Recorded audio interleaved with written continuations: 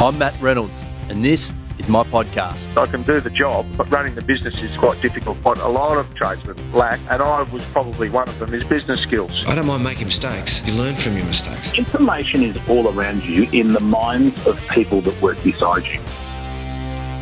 Welcome back to the Trench Talk podcast. I'm your host, Matt Reynolds, and today I spoke with Tommy Mello, the owner and operator of A1 Garage Door Service. He's also the host of the Home Service Expert podcast and owner, partner or investor in 14 other businesses ranging from Christmas lights and real estate to mobile apps. In 2010, Tommy became the sole owner and operator of a single Phoenix-based garage door service business, which came with $50,000 in debt. Today, A1 Garage generates north of $50 million in annual revenue with 250 employees in 12 states. The idea of these discussions, for those of you joining us for the first time, is to go into the trenches of achievement and talk not with people who are orchestrating from some lofty perspective, but to those high performers who are actually in the trenches honing their craft. That has included guests from the worlds of business, sport and entertainment, all of whom are on the front lines doing amazing things. Tommy is a regular contributor to Inc., Entrepreneur and other business publications on the topic of entrepreneurship and small business, as well as a sought-after podcast, radio and television guest. During our chat, we covered a lot, including Tommy's journey building his business, company manuals and why they are the foundation of a business, how Tommy finds A-plus players to join his team, and the strategy he uses to attract people from outside his industry, introducing performance-based pay, finding the right customers and why you need to know your market, using technology in home service businesses, where to start with your marketing, growing through acquisition, his goal to create North America's largest and most trusted garage door company, and as always, much more. You'll find A1 Garage Doors at a1garage.com. You can find out more about Tommy at homeserviceexpert.com, where you'll also find his podcast. You can get his book at homeservicemillionaire.com. If you enjoy Trench Talk, head to xrm.com.au/podcast and opt in for the newsletter. We'll make sure you're notified when every new episode of the show is released. Trench Talk is available everywhere good podcasts are served. So if you're feeling super nice, please leave a review, rating, comment, or whatever your chosen podcast platform allows. Enjoy this chat with Tommy Mello. Thanks for doing this, Tommy. Thank you. Appreciate you. Now, I'm in my home office today here in Melbourne, Australia, so I should ask, first of all, where are you situated and where are you indeed coming to us from? What would be your late afternoon, I'm assuming? Yeah, it's about 2:30 here. I'm in Phoenix, Arizona. Perfect weather right now. Very nice. Heading to Phoenix later this year. I've never been to Phoenix before, so I'm actually really looking forward to that. A big state and a state that requires a lot of air conditioners, right? That's right. When you come out, you should definitely visit. I know, I'll do that for sure. Now, Tommy, do you want to give us the story to start with? Why garage doors and why you? To keep a long story short, the synopsis of my life is my mom and dad really worked hard when I was a kid. My dad had a transmission shop, and I got to hang out at the transmission shop a lot. Well, one day they used to argue quite a bit about money, and they got a divorce. I ended up getting a job when I was 12 washing dishes. My mom worked 3 jobs. My dad struggled for a long time. He lost his business. Times got tough, but it made me a lot tougher. It made me realize that I had a great life. My dad was my soccer coach, my baseball coach. My mom went to all my field trips. They did well together, even though they weren't married anymore, for me and my sister. So I decided that I wasn't going to have to worry about money when I get older. So I worked really hard. I just did a lot of gigs. I used to paint garage doors. I used to sell Bowflex machines. I used to buy it from Arizona Republic, sell it on Craigslist.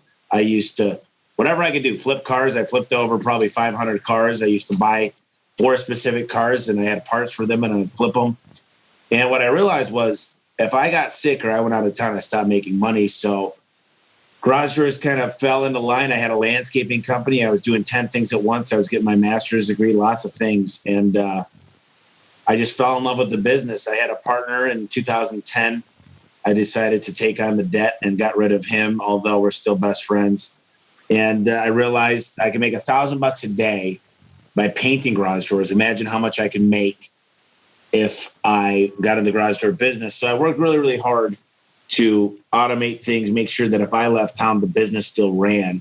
If I go to sleep at night, I'm still making money. If I'm in Hawaii and I can't be on the phone or don't have the internet, am I still profitable? And the day I became successful was the day I realized the business runs without me, sometimes better without me, actually, because sometimes the owner gets in the way. Yeah, absolutely. You started off, or part of the start of the journey was painting garage doors. So was there any sort of thought that went behind the moving to install them? I mean, you thought it was a good idea, but did any sort of research really go into that, or that was just an idea that's turned out to, pretty well for you? My roommate used to work for a garage door company, and he was my in, and he said, come drive with me for a couple of weeks, tell me what you think. So I learned the business, and it's not it is saturated with a bunch of the one truck guys. But as far as real businesses, there's not a lot of really successful businesses. So what I've learned over the years is it's a really ripe, great opportunity, because you go in the air conditioning or roofing, you're going to find $20, $30 million companies in every city. You go into garage door businesses, you're lucky to find a $3 million company. So I said, if I apply the same systems, key performance indicators, a CRM, do well at marketing, train my guys how to sell on technical, operational, and sales, and I do a good job recruiting, I could create a machine. So these last few years have been dedicated to creating, hopefully here, North America's largest and most trusted garage door company. That's my plan. And well on track to doing that from what I've read. So you're $50,000 in debt right through to now on track for a $50 million plus turnover. And you're adding 10 to 15 new staff members a month, which is pretty aggressive growth. So how did you start doing that, and what's changed through that process? Because that's a big shift in mindset and attitude to begin with, right? Yeah, I think what you need to do is first build your foundation. So that means you've got a really good organizational chart. You've got very specific job descriptions. You've got a plan in order. You built a business plan. It doesn't need to be 100% this $1 million business plan. What it needs to be is you need to understand the roles that need to exist, and you need to act like the business you want to become. So you're going to need a CFO. You're going to need a COO. You're going to, and these are big phrases for service, but they're still the same. It's operations and it's your finance. You're going to need somebody that's really good at marketing. You're going to need someone that's really good at sales. And when you combine them all, you get this unbelievable machine. And I started out with manuals, and the manuals that we were able to build over the last few years, I didn't start out, but if I could go back in time, Al Levy helped me with the 7-Power Contractor, great book. He did taught me about manuals and really understanding the foundation of a company. And there should be a rhyme and rhythm. And then the next big thing that I did, I got to tell you, is performance pay. Every single person pretty much in the whole company, they win when I win and they lose when I lose, because I'm on performance pay. At the end of the day, if we don't make money, there's no performance there, so I don't get paid. So to kind of unite the same goals for the company, for myself, and for my internal customers, which are my employees, was key. So I think that was the beginning. I was really good at marketing and sales. So right now what we're trying to do is use my marketing to find companies to acquire, use my marketing to find employees that are going to be A-plus players through personality profiling, background checks, drug tests, passing a few different interviews, and then the apprentice program. So apprentice, junior tech, technician, senior tech, field supervisor, absolutely kills it. And they work through the ranks, and they've got a real opportunity to make a career, a 6-figure income, and be a boss within 1 year. So, there's a lot of stuff to unpackage there, but it's very reassuring to know that we've got a plan to literally be a $1 billion company. And there's a lot more infrastructure that needs to be built, but we set it up to be over $1 billion, and that's where we're going. So start with your end goal in mind and work backwards. I know I need 1,600 technicians. I know how many technicians I need to hire per month by next March. I know exactly what I need to do in this next year, this quarter, this month, this week, this day to accomplish what I want to do here in the next 5 years. So you mentioned manuals before. Is that on the job, how to do the process of the job? Is that the manuals you're talking about, or are you talking about organizationally and structurally, or is it a combination of both? You should have both, but like my CSRs, they understand how they get paid. They understand how to take time off. They understand what their job is. They understand the script to follow. They understand good versus bad. They understand how to win the game versus lose the game. a lot of times we hire people, we say, train with this person. They can't read about their job. They can't hear the job. They don't know why we do things a certain way. So I think it's important. I've got what's called the learning management system that people go through and they pass classes and tests. And part of that learning management system is to keep it fun and explain, here's why we do this. If you figure out a better way, this is a living, breathing document. Let's change it. But you should be able to pack 80% of what you're going to learn into a manual. What's your jobs, your daily. How many times have we heard, nobody ever told me that, and I wish I would have known that, or you get the same questions every day. Well, those same questions should be documented in a manual so people actually know. I think that the biggest mistake I get is chaos, where you get the people calling you all day with stupid questions. Well, you're the stupid one because you never wrote down the answers to these questions, because now I can just say, go to page 47 in your manual. You should know this. We never give the answers anymore. We're like, go to your manual. It's in your manual. How do you do PTO? How does our insurance work? What do you do if you get a flat tire? What do you do if there's someone scuffs you in a parking lot? There's a million different things. What do you do if you ever run late? What do you do if your child calls in sick to school and you got to go pick them up?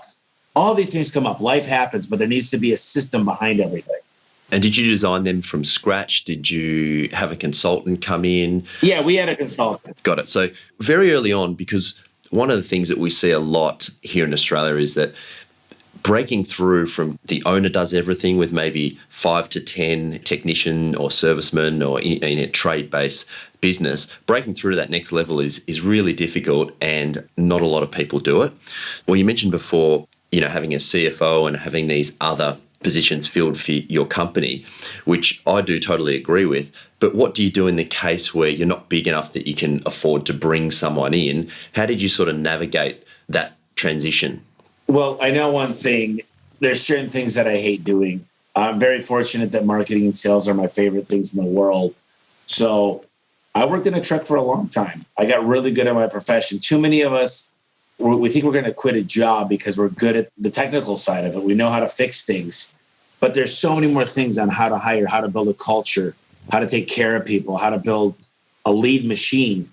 And I think that the biggest thing for me is to learn to work on the business. So instead of every day running a call, I know you're going to lose money when you hire another person, because whenever you're making the money, you're doing the dispatching, you're doing the CSR, answering the phones, you're doing the technical work, you're doing the sales, you're doing the inventory. It's really hard to get that first employee because you say, well, they're never going to sell as good as me. And that might be true, but the more you train them up and specialize this person to do what they do the best, and you could focus on just that aspect. You train one, you train two, you're always refining these things, but to build something that lives and breathes without you being there is the goal. So write down on your org chart what you hate, and that's your first hire. Now, the good thing is you could hire this person as a 1099. They could be a contractor for you. So your bookkeeper could only work for you 4 hours a week, but I hate bookkeeping. So I'm going to get rid of that. I don't love to clean my own house. So I'm getting rid of my individual personal stuff too, so I can focus on my business. And then I come up with ideas and say, okay, wait a minute. This guy is so much better at sales than all my team. So what did I do with him recently? I made him the trainer of everybody at sales. So he took my bottom 5 guys that are now my top 10 out of over 100 technicians. So he took the bottom 5 and now they're in my top 10. That is an incredible shift. So you start to work on the business, the old cliche from the E-Myth by Michael Gerber, and you start to work on it. You can make these changes. But so often we say, I can't hire anybody because here's the deal. You're not charging enough money. You're not charging enough money to get leads. You need to raise your prices, and you need to charge people, add up all your bills, add up your pay, add up the people you're going to need to pay, get a good CRM, get new computers, get a nice truck that's completely wrapped. And then add 15 to 20% to that. And that's how you figure out your prices. You need to be able to buy leads. You can't just friends, family, my network, my church. That stuff will not grow a business. You need to be able to pay per lead. It's cost per acquisition.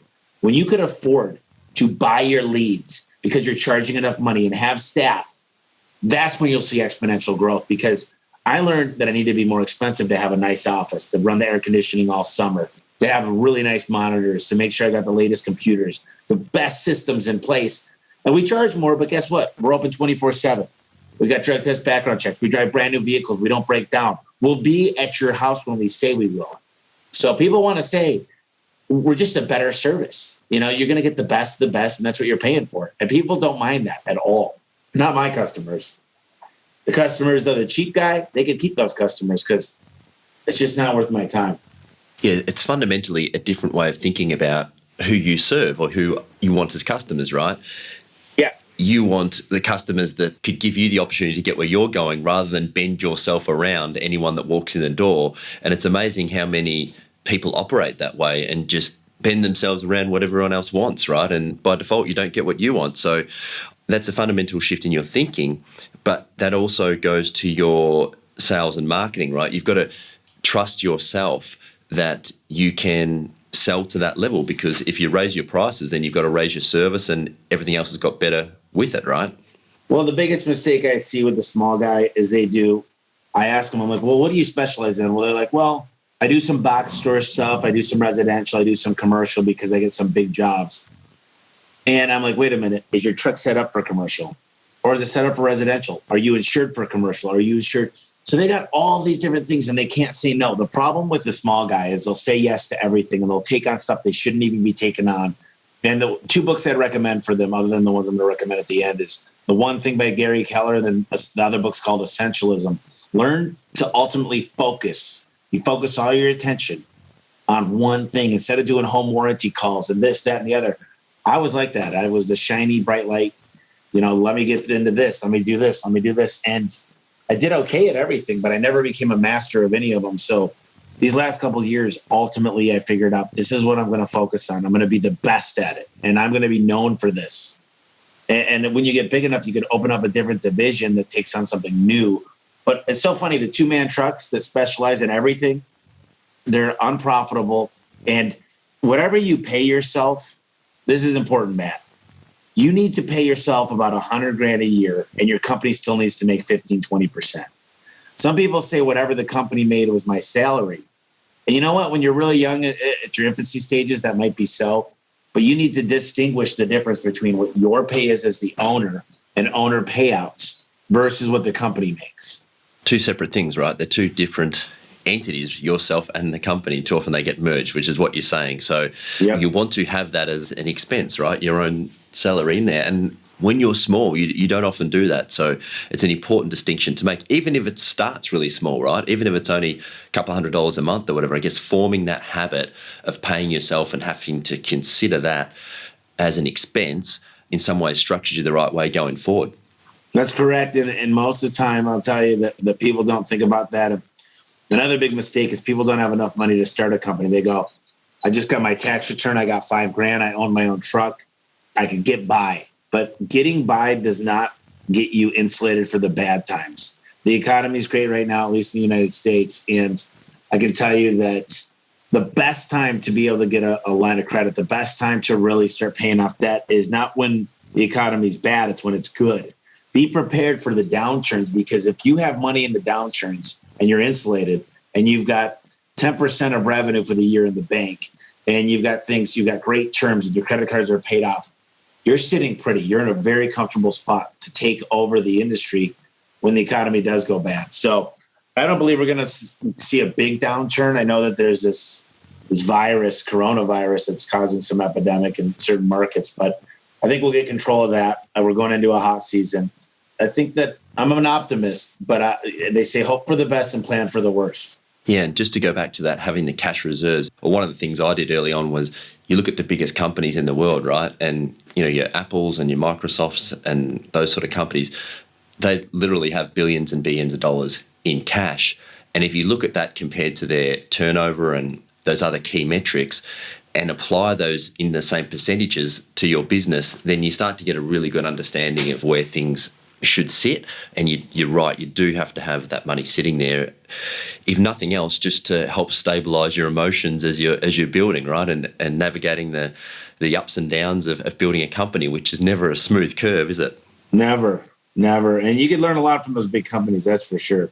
Now, you're adding 10 to 15 employees a month. One of the big challenges in a trade business is always finding good people. So how are you finding these people?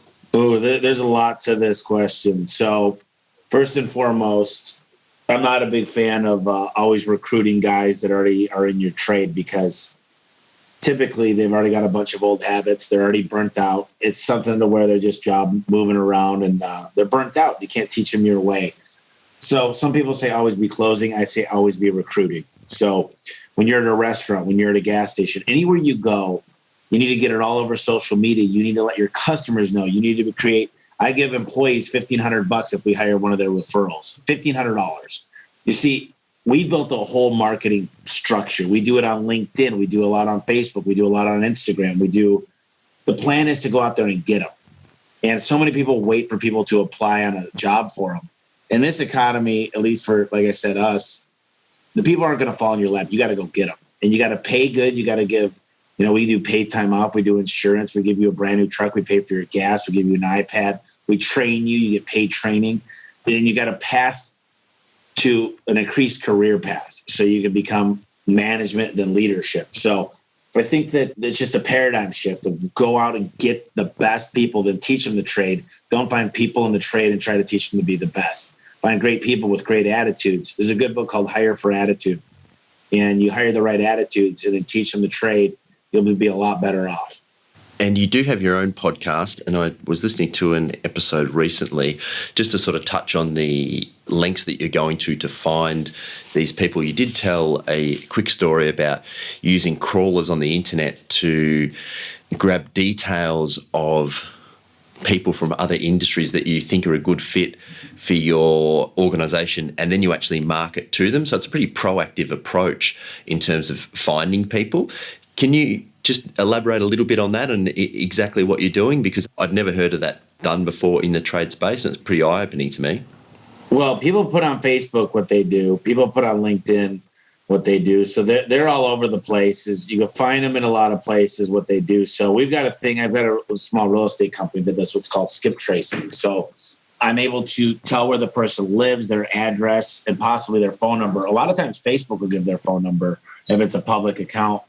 So the goal is to market to them, send them a nice handwritten letter. We want to meet you. We've heard great things about you. We've researched you. It doesn't take that long to grab a few characteristics. You could have a virtual assistant do it, but you find some details about them. And then they say, you know what? This guy wrote a handwritten card. He sent me a voicemail blast. He also sent me a email, and this career sounds awesome. So I'm going to go at least apply, because 84% of people want to leave the current job they're at in the next year. It doesn't mean they're going to leave the job, but it means they're not exactly happy with their current job. So there's a lot of opportunities to go out and get people. And it's everywhere you look. So I took what I love to do is marketing, and I applied it towards recruiting. And the next thing is to apply it towards acquisitions. Find a company that's the perfect company that I know that if I change this, and this, I could quadruple it in 1 year. So I could double their ticket average. I could double their booking rate. I could increase their closing ratio, so their conversion rate. I could decrease their cost per acquisition. And then I could increase their stickers in the garage. I could increase, there's so many things, their online reputation. I got a better multiplier from our supplier, so I get stuff cheaper. So you go in and you find these companies that are 10 guys out there. You retrain the guys. It's so easy to go in for 6 weeks and completely quadruple this bad boy. See, here's the interesting thing, Matt, is when you're buying a company, the fundamentals of buying a company is usually it's a multiplier of their profit, which is called EBITDA. It's earnings before interest, tax, depreciation, and appreciation. So just call it profit. So a small company of about $3 million is only worth about a 3 to 4 times multiplier. So when I buy a company of $3 million, I'm worth like 8. So if I buy a $3 million company that's doing $3 million revenue, let's just say they're doing 20%. So 20% times $3 million is $600,000. If they're worth 3 times that, that's $1.8 million that I pay for that $3 million a year company. Well, I'm worth $4.8 million because it's, I know the math doesn't sound right, but 600,000 times 8. So by buying that company, I added $3 million of value. It's crazy how it works, but the reason why companies will pay more for a company as big as mine and bigger is because they know there's systems. They know that it's not going to fall apart if the owner leaves or if 2 of the top guys leave or if 3, the system's in place. It's a much safer bet. So private equity comes in and they say, okay, they're worth 8 or 10 times multiple. Let's get them to an 18 times. Let's go buy a bunch of companies. increase the cash put out. And it's a crazy system on how it works, but they tighten up everything that's broken most of the time. Sometimes they screw things up. And you can make a lot of money. It's arbitrage. It's fascinating. It's the most exciting thing I've ever learned about, and I'm obsessed with it. And how many times have you done that, just in rough terms? Yeah, only a few. I'm in the midst of doing a few more, but I've studied it, and we weren't in the position till this year. We've set up, like I said, we've got a full-time recruiter. We've got 2 full-time trainers. We've got the learning management system. We've got a training center with 8 garage doors in it. We've got different openers. We've got different quizzes, tests, ride-alongs, forms. So you got to kind of build the machine backwards and say, what are we looking like? How does this machine need to work? And how do we refine it every month and every week? So, I'd love to tell you I did 100 of them, but these things take a while because everybody thinks their business is worth a ton of money. And there's a diligence period where you got to go through and check the facts and make sure you're not picking up a lawsuit. And it's a lot of work. There's a lot of work, and it's not cheap. So when you're going through the process of a larger company, there's a lot of homework that needs to be done. And it's so important in business, right, no matter the industry, to get the timing of a lot of these tactics right. Because if your manuals aren't up to scratch, there's no point in looking at acquisitions, right? So there is a system, there are steps that you need to work through to get to this. The acquisition side certainly is of interest to me because of the way that it exponentially increases your growth. So if you do 2 or 3 of these acquisitions, then why can't you do 4 or 5 or 6 or 7? I suppose even from, I'm not sure of your situation, but even from proving it to yourself for the confidence, to get backing financially, all of these things just compound, which means you can grow faster and faster and faster, which I'm sure you've obviously thought about, right? Oh, yeah. One of the things that you try to do, too, is service agreements are really powerful to add value, to get people. Because what these private equity firms and these investors say is that you build a fence around your customers. It's new work that's guaranteed in the future if they've got a service agreement. So it's kind of a way of hedging their bet, saying, no matter what, I got this many service agreements that will likely buy from me, Of course. Winding it back a little bit, your strength is in marketing. Yep. What are you doing in the marketing space at the moment? And what's your sort of, I suppose, philosophy on marketing? Do you pick a channel and go deep? Do you go very wide and narrow? How do you think about the marketing space? Well, I've always been a fan of direct response first. I'm learning so much with my podcast and reading books and meeting owners. I'm a big fan in the beginning of doing a good job building a good foundation on Google. I think Google is God. Google and Bing and things like Groupon, Living Social, Home Advisor, any online website, I try to really build the foundation there first, get good at that. And then obviously partnership marketing is great, like affiliate marketing. We're doing a lot of shows now, not just home shows, but we're building a whole events team. And I just talked to the girl Summer, who's heading it up, and she's phenomenal. But they're talking about doing 500 shows per city. A year, I'm sorry. So per event. So could be anything as small as a dirt bike race or a football game for high school. But that gets your name out there. They get paid by the booked appointments. And then there's door knocking, which is great. Then the big thing that I'm learning a lot about is branding. So doing a lot of radio, doing a lot of billboards, and being that top of mind. We call it TOMA, top of mind awareness.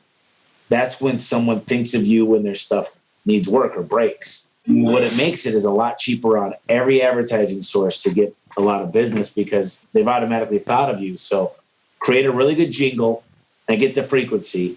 But you need to own one channel first. So many people, they do a little bit of radio, a little bit of TV, some billboards, some Google, some of this, that. They lose their life savings overnight because you're right. They got to own one channel. So I recommend owning the Google searches, get good at pay-per-click, and then just really spread the word organically. Do a great job. Get the reviews online. That's how you start.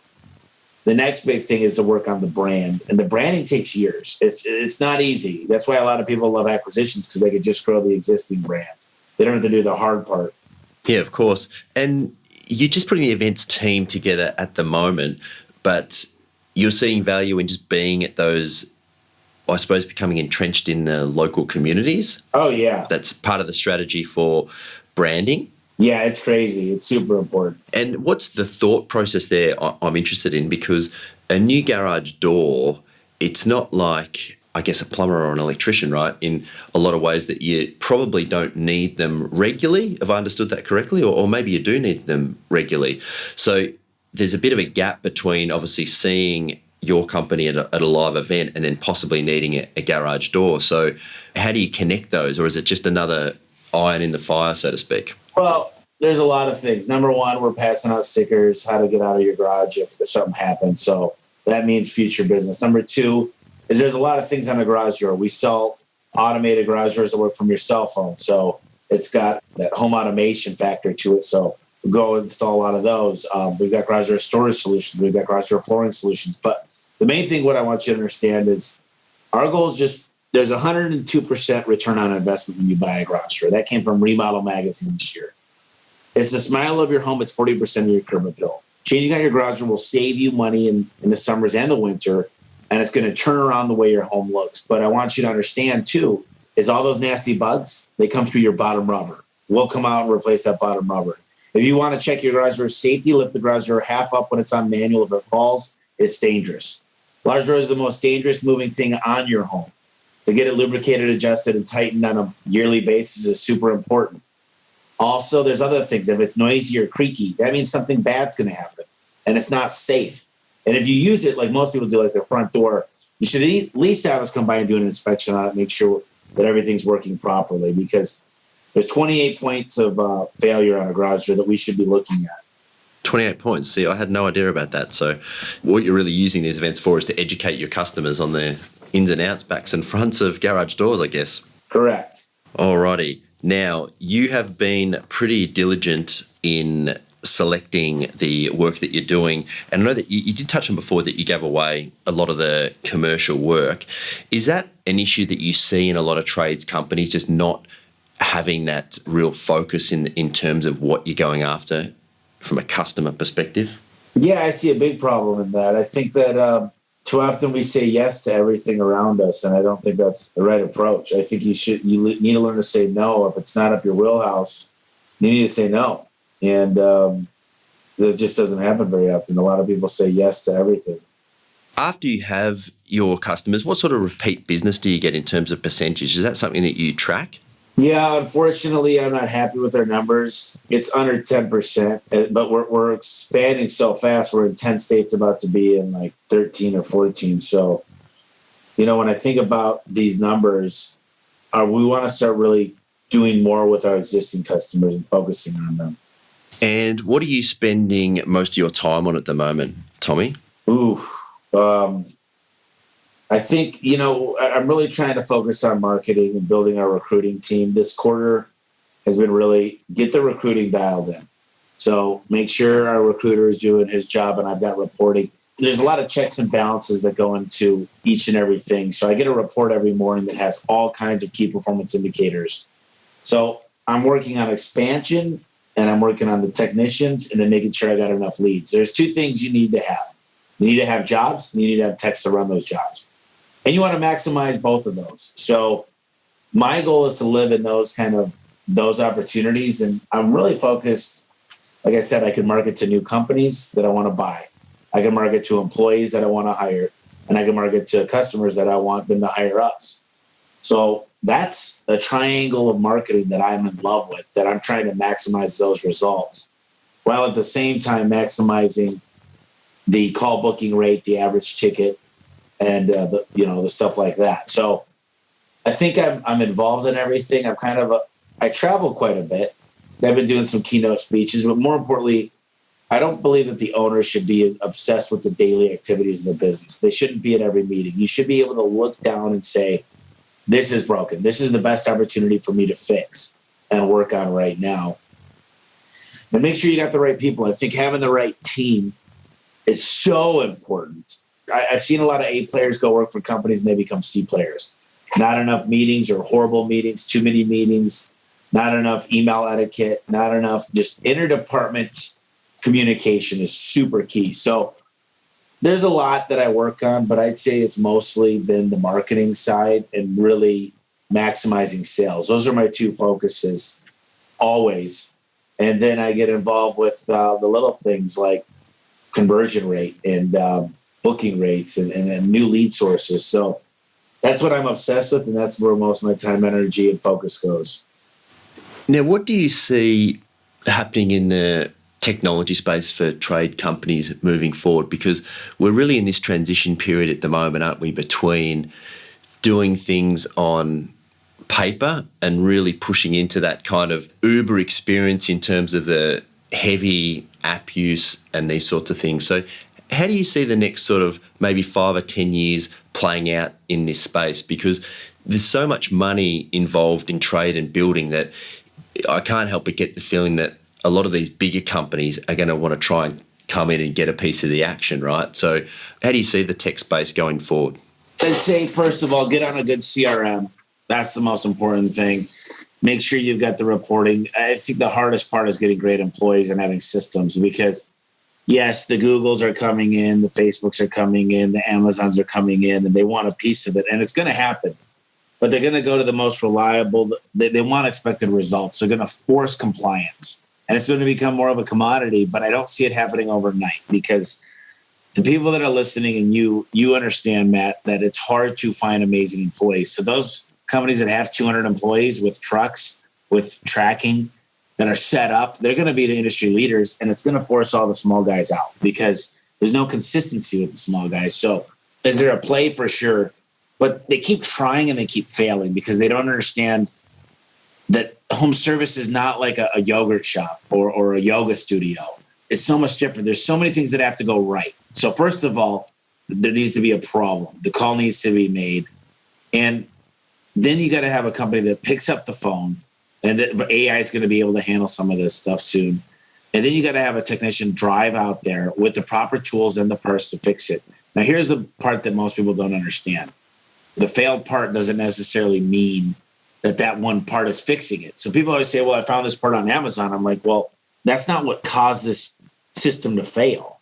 And there's other issues. Like if your springs are bad, your opener gear and sprocket will wear out. And I think that these big companies go, whoever's the cheapest, the fastest is going to be the best. And that's where they miss out. And what's going to end up happening is they're going to continue to get bad reputations, because they say the guy did the MVP, the minimum viable product. He did what he had to do to get it fixed, but I'm going to be out there 4 times a year every time if I can't fix what's needed. So I think there's going to be a play here for these companies. I think that what the big play is, they're going to the manufacturers. So the big smart companies are going to the manufacturers. They're making a deal with them and saying, you pick your preferred vendors that are going to do the job right. And there's certain key performance indicators that are going all around that. And the data, what's going to happen is all the data is going to live within one umbrella. And it's going to give you every single product, every single warranty, and it's going to be backed by the manufacturer. And then it's going to be through the manufacturer, not through the installation company. But it's not happening overnight. It's just good to be prepared when it does happen. So you don't think that, the Googles of the world, because we don't have it here in Australia, but you do have Google services. Google local services, yeah. Google local services, excuse me. Okay. So do you see them wanting to buy a company like yours at any point? I'm not suggesting you're building it to sell it to them, but is that an option, or you do think it's going to be through the manufacturers and sort of come out the other way? I don't think they're going to buy service companies, no. I don't think they want to own that aspect of it. It's just like Uber. They don't want to own all the vehicles. They want to own the service. Yeah, but it's through communication and through the technology where they really control those assets, right? So will the approach be the same, albeit a much more complicated process, as you suggested, in the trade space? So a lot of people sort of fear that at the moment. At least a lot of the conversations I'm having are sort of people are starting to think about those things. Yeah, it's going to be tricky. And I don't know all the answers. I just know they keep trying to do it and it keeps failing, because it's very, very hard. Think about this. You've got a guy that needs to have a good appearance. They need to be good at communication. They need to have a good ride. They need to have a good background check, a good drug test. They need to have a reliable driving record. They need to have the know-how. They need to have the technical aptitude. Everything you're asking for, where are they going to find all these people? Well, Amazon can barely keep their warehouses done. Okay, I'm just telling you that their warehouses, their employee satisfaction rate is at an all-time low because they're growing so fast. So if they think they're going to go out and find all these amazing people with a system that's going to get micromanaged by managers, they're going to need to incorporate with companies like mine. They can't do it alone. If I were to grow as fast as technology could grow, what they would need to do is they would need to consume a company like mine, but I wouldn't say they want to own it. I'd say, we'll make you a priority on this. So they'll give me first access as long as I meet certain expectations, right? So for a home warranty, they want it to be done fast on their timeline They want the customers to be happy. They want it to be done cheap. So home warranty companies are after different KPIs than an Amazon would be, though. So if you understand the KPIs that Amazon wants, the one thing I don't think they're going to say is be the cheapest, because they're going to have to understand there's a lot that goes around this. It's a lot to wrap your hands around, but I think what they're going to understand is they're going to need companies like mine with enough technicians, with enough systems in place, with enough reliable vehicles that they have GPSs on them. It's impossible for them to replicate it at the speed they're going to need to. Yeah, one of the theories I've heard on it is that they could remove everybody basically from the search except for A1 garage doors as an example. So if you do search, you're the only option that's going to come up, and then they'll then audit your business processes, and through a rating system, I guess, they'll track how successful you are or aren't at completing those jobs, and sort of really try and, to their clients, being the people searching, really try and give the best service as a whole. But yeah, there's a lot to play out in that space, but I find it really interesting just thinking about how it may play out, and the things that get tested and tried along the way. And indeed, some of the things that fail are pretty interesting as well. You know, we can learn a lot from those things. The reason that there's all these service companies is there's more demand than anybody realizes. So if all of a sudden they're going to come in and find all these people that the average plumber is 47 years old, okay, the apprenticeship you need for 5 years before you can become a master certified plumber. They can't make the people fast enough unless all of a sudden they get the labor laws changed and they just go through the Congress and make changes. But there's just more demand than there are people doing it right now. So unfortunately, and fortunate for me, I know how to make great technicians, and I'm in a trade that doesn't require all this red tape and bull crap that the law requires, that in my opinion is just, it's a way to pad the pockets and more union crap that they don't need. Unions existed for a reason, and they still do in some regards. But to put red tape and make it impossible for people to do their job, I mean, if you could understand what I'm saying, is I think that we've had the best economy I've ever lived through. And it's not by creating more laws and more red tape and way more certifications and this, that, and the other. Let us work and let capitalism take its course, because in the end, it's survival of the fittest. And I know there's certain things that have happened that there needs to be certain policies and parameters around things. And you should never be the checks and balances of your own self. And the government should exist. I agree with the government. But to say that privatization of industries doesn't make them better would be a complete fallacy. So I'm just a big fan of, when I make a ton of money, I'm going to become a philanthropist. I'm good at capitalism. I'm going to pay for the things that are going to make an impact in people's lives. Philanthropy has always been better than putting it through the bureaucracy of the government and having them take a piece of everything. And then it becomes a dictatorship most of the time. So I know I went off on a rant there. It's just frustrating to hear what goes on. And not only sometimes in our country, but other countries, and just see, you look at people say certain countries, they get free school. Well, that all came from oil money. And this is the thing. Nobody really researches this stuff. They open their mouth and they don't know what it's like to own a business. See, when you're a business owner, you made a lot of sacrifices. You worked your butt off for 10 years, and to reap some of the rewards, if you start taxing me like crazy, guess what I'm going to do? I'm going to slow down. I'm going to lower my income rate. You're not going to motivate me to try harder.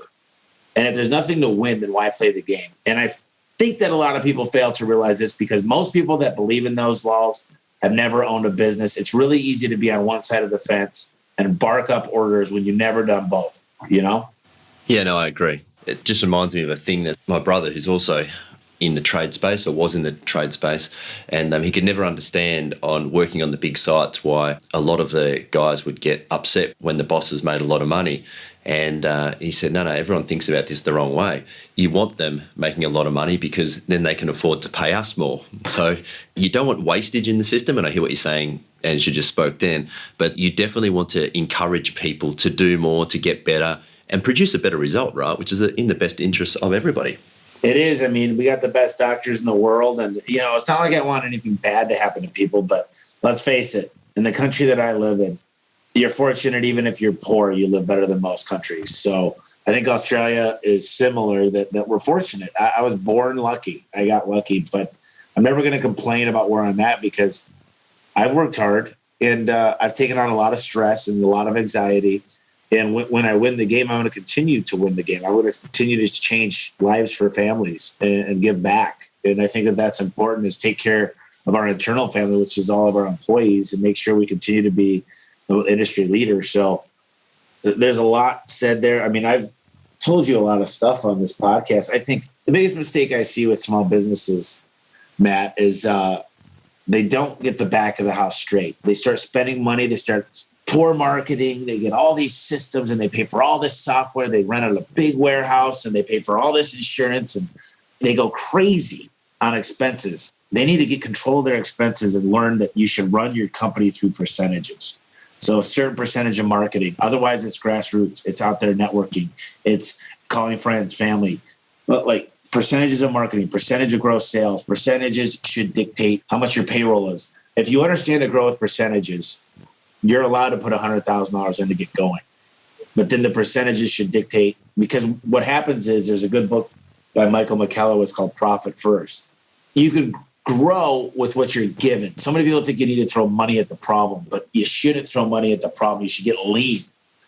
Keep your money. Pay yourself first. And then whatever you have left over is your expenses. You see, revenue minus your profit is expenses. And keep that profit and let it work for you. So many people get into credit card debt and they got all these bills. They don't pay their taxes correctly. And they go 4 to 5 years through it and they say, I just lived my worst nightmare. I have nothing to show for it. I owe a ton of taxes and I'm in credit card debt to my nose. And I see it all the time. Yeah, it's common, right? It's, I guess, just a misunderstanding, right? And not having the discipline to do the right things. On this percentage theory or strategy, rather, what percentage do you recommend that people spend on their marketing? I think that in the beginning, you should be at 15 to 17% when you're penetrating a market. And then your goal should be to get it below 10%. So again, it's really dependent on what you're doing, what stage of business you're in, and what you're trying to achieve, right? So you do have to adjust that depending. Yeah, the big thing I'm pushing for this year is to get a lot more big customers. So I think you should build a top 10 list.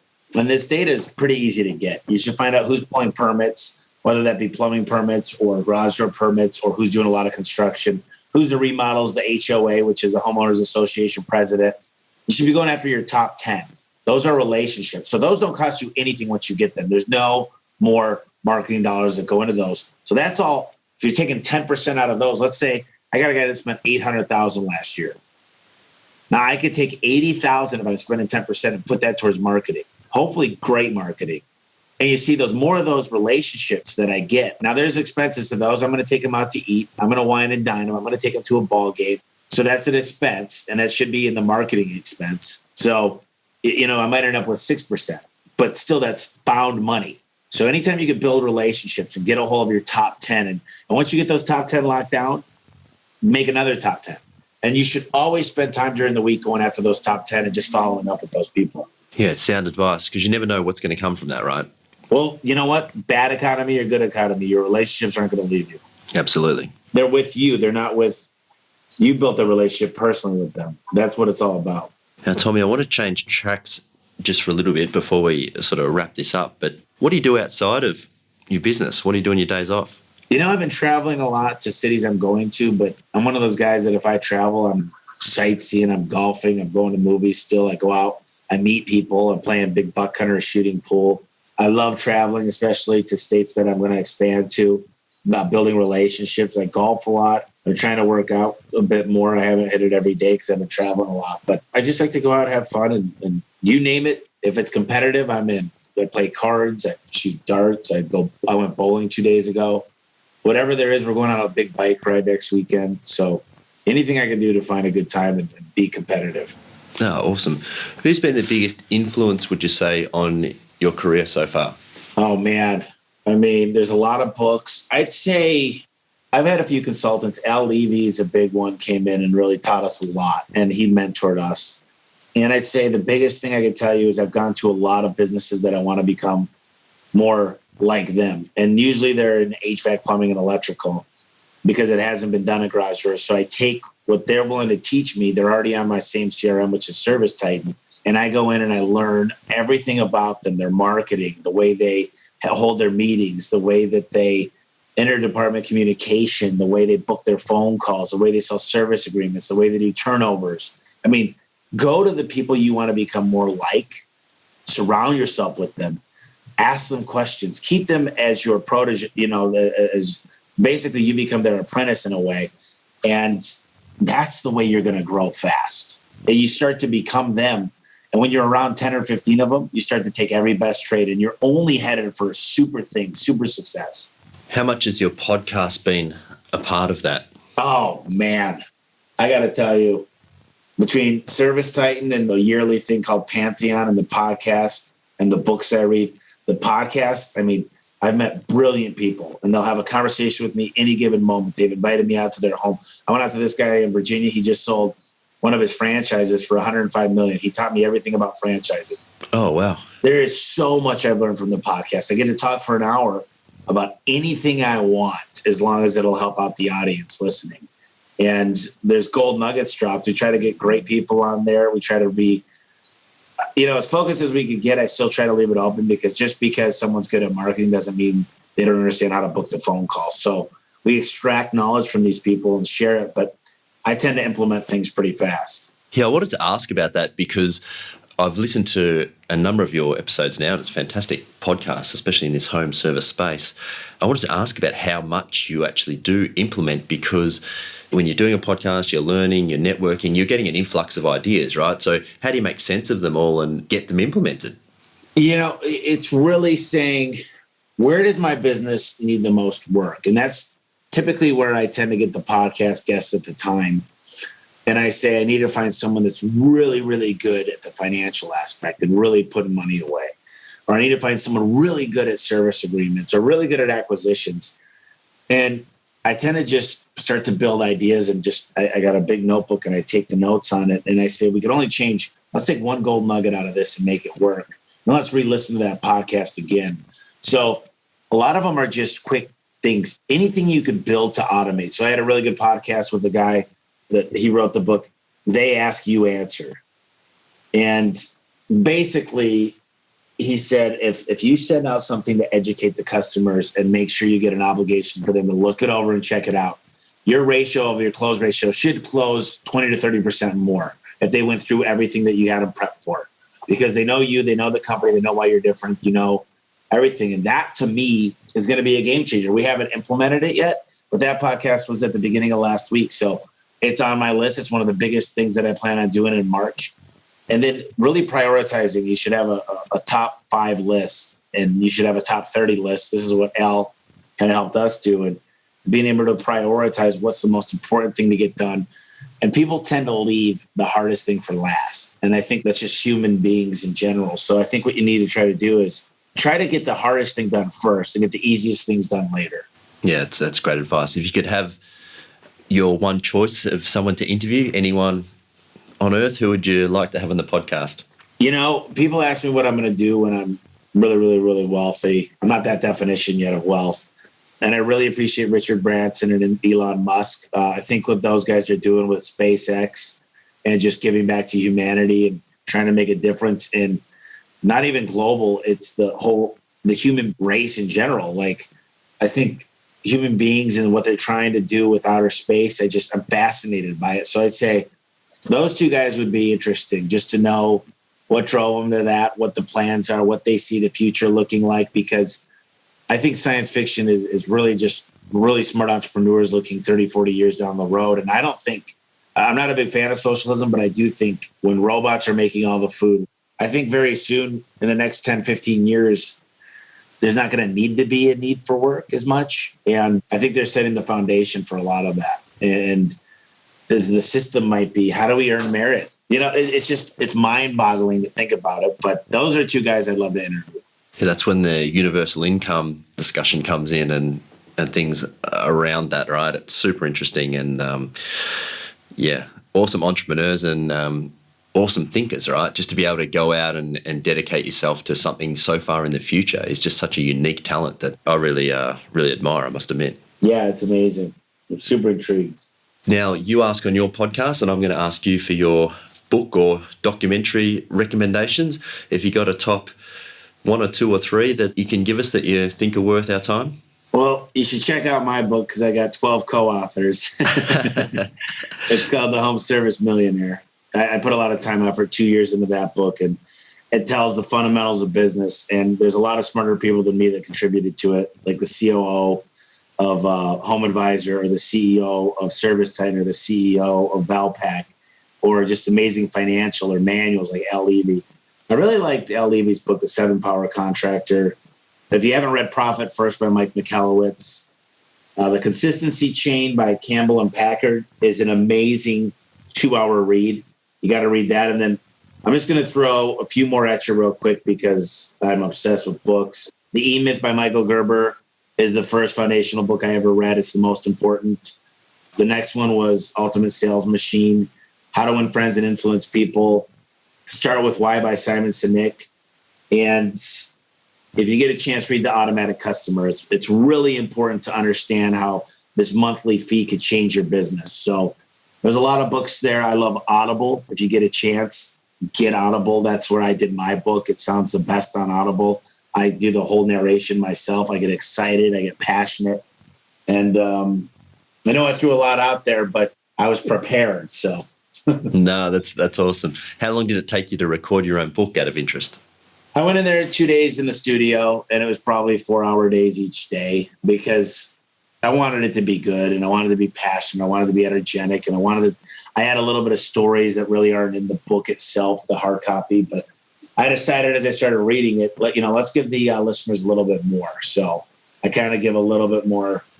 I just have a lot of passion when I'm reading my own words, and this stuff really works. It took forever to extract it out of myself. So it's hard to be done with a book because you're like, oh, I just learned this new thing, or I got to add this. It never gets done. So I finally got a pretty good book that I'm really happy about. And, it's done really, really well for overall. It is self-published, and it's available on Amazon, or you can go to homeservicemillionaire.com. But I really think the Audible version is the best that gives it the most justice. Yeah, that's awesome. Now, a question I do ask everybody, if you could have one law changed or implemented, what would that be? One law changed. So I do think that it's crazy that they want to take corporate tax out of my taxes. And then they want me to pay personal taxes. Then they want me to pay food taxes and grocery taxes. And then I need to pay taxes on I would say just charge me a flat tax. And I don't mind paying more than anybody. But let's keep it equal. Let's not have these large corporations paying less and the small guys paying more, or vice versa, people living off of people that they shouldn't be. Let's just everybody pay a consumption tax. I would say taxes is a tough one. But there would be a lot of tax changes if I had to do something. I'm a big guy into the economy. I'm not going to vote on social issues, gay rights or gun rights or any of that stuff. It's all important. And there's no doubt of abortion. There's all these controversial things. But I'd say for me, I'd raise the speed limits too. You like driving fast? Yeah, a little bit. I think that certain highways could afford to go faster. Yeah, that's cool. I'm with you on the tax thing. I'd love a simplified system because I think if you actually can understand it fully, then you're probably a long way ahead of a lot of people, right? It seems like there's a lot of things that could be cleaned up there, but that's a plumber's point of view, so far beyond my pay grade to work out how to do that. Do you have any requests or parting words for my audience, Tommy, before we bring this to a close? I guess the main parting words would be is there's no better time than now. Leaders are readers. Go visit the shop that you want to become like. Take the time to read. Take the time to listen to Audible. Take personal time. So many people kick stuff down the curb. They never start. You wait for things to get perfect to implement something in your business. Start focusing. Read those books, The One Thing and Essentialism, because focus is key. Escape from all the other distractions. Don't become a real estate investor. Don't go into different fields. Don't start offering 20 different services. Focus and continue to learn and continue to implement and do the stuff that you love, not the stuff that you hate. And I promise you're going to find more success this year than you've ever dreamed of. But don't put it off another day. Today is the day to start. Focus is key. Wise words to finish on. Tommy, I want to thank you for your time today, for your team reaching out to do this, and the mind-opening that I get from talking to many of you guys out of the US just in terms of size and what you're doing and what you're thinking about is always a great experience. So thank you for today, and hopefully there are many more conversations to come. I appreciate being on, Matt. Thank you so much. Hey everybody, it's Matt again. Thanks for listening. Just a couple of things before you guys clock off. You can get all Trench Talk episodes at xrm.com.au/podcast. You can also sign up for other goodies at the same site. Just plonk your email in there and you are covered. That's X for X-ray, R for Romeo, M for Mike.com.au/podcast. If you really like what I'm bringing you, please head to iTunes, subscribe to this show and leave a review right there. And lastly, if you want to contact me directly, type the @ symbol followed by Mr. Matt Reynolds into your search bar and you'll find all the social links. Goodbye.